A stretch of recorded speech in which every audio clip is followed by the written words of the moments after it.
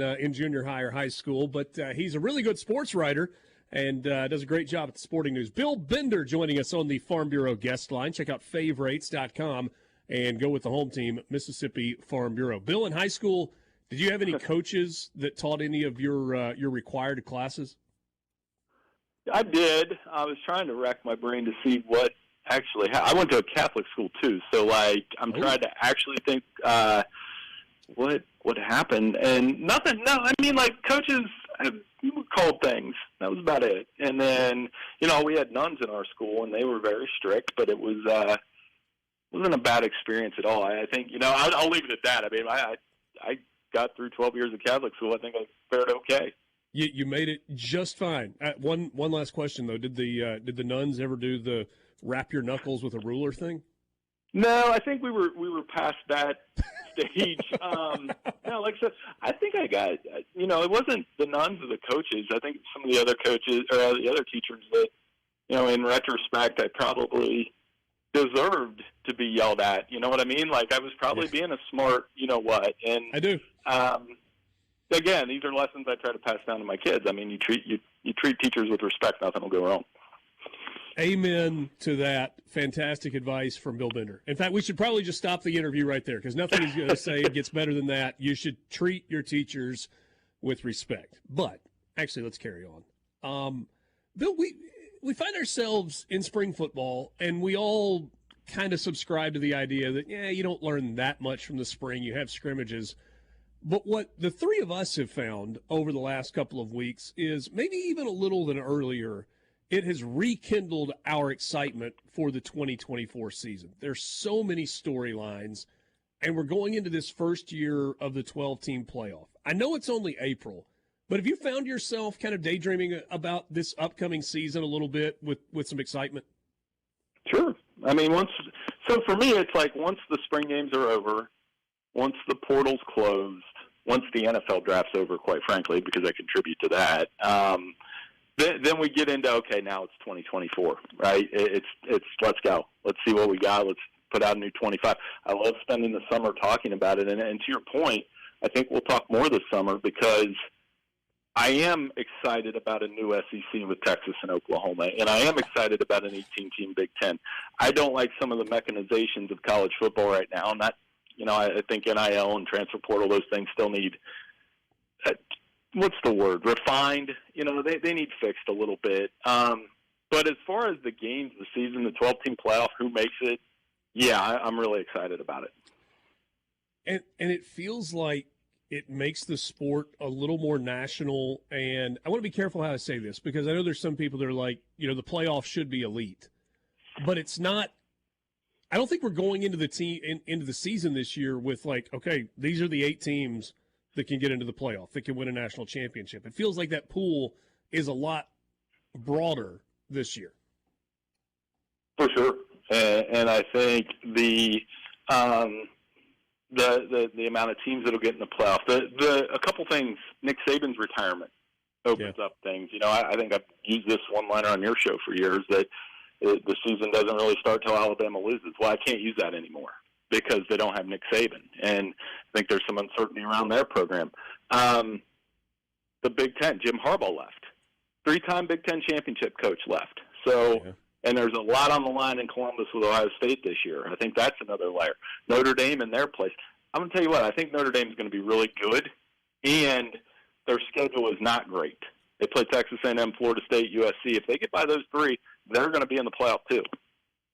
That's a really interesting early game, too. Notre Dame's trip to College Station to take on Texas A&M. That's week 1, right?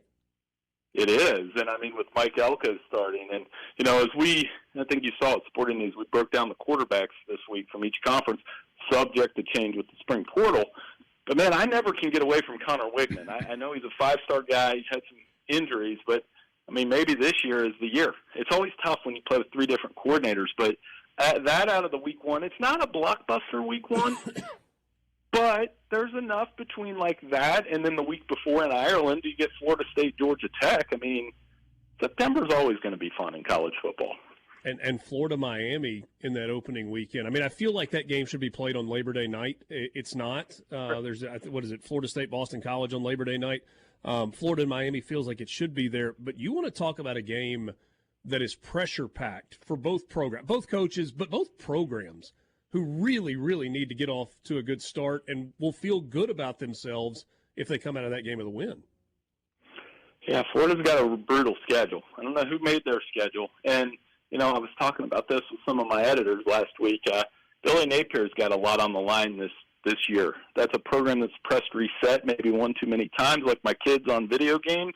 But you've got to ride it out, and I think Billy's got a lot of pressure. Graham Mertz, he stood out as one of those quarterbacks that's played a lot of football.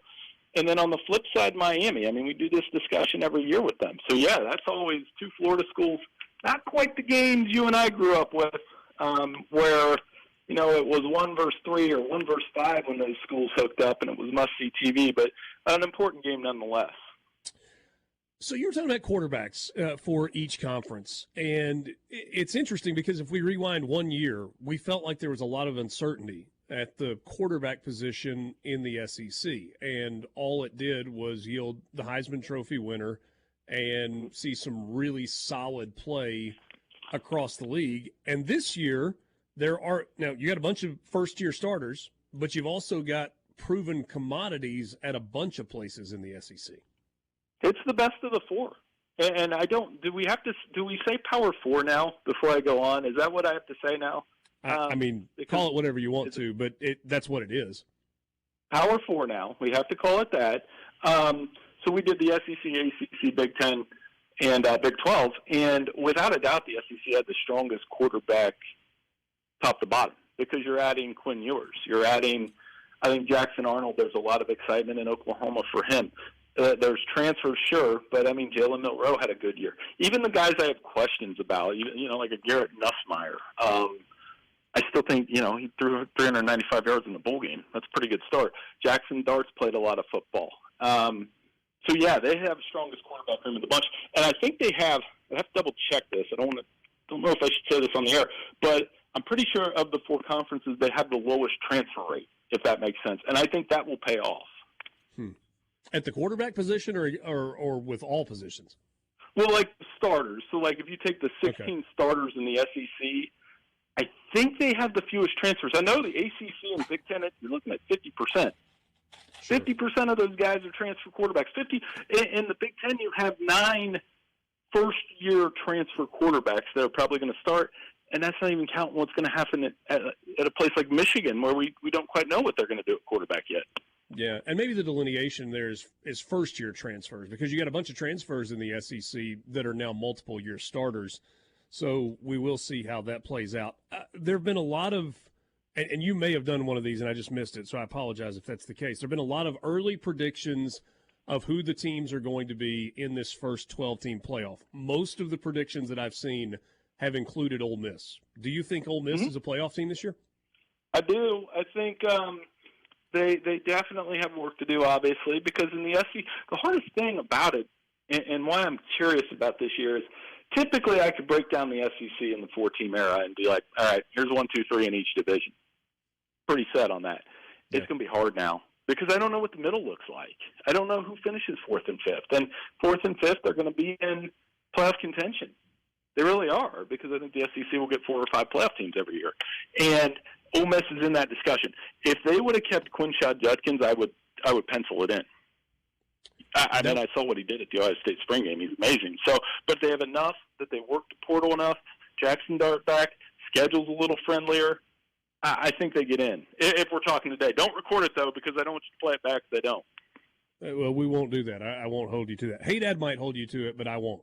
So we'll just pretend like that was never said. I feel like I agree with him. So what am I going to say? Yeah. Hey, only 20 seconds left. Give me a little bit more on Quinshon Judkins and what he looked like. Does he end up being the number one option at Ohio State? They're going to split him and Travion. I could see both of them getting plenty of touches. And Ohio State's going to look a little bit different with Chip Kelly. They're definitely going to run the football more. Bill, thanks so much for your time. Always good to catch up and good to talk some football.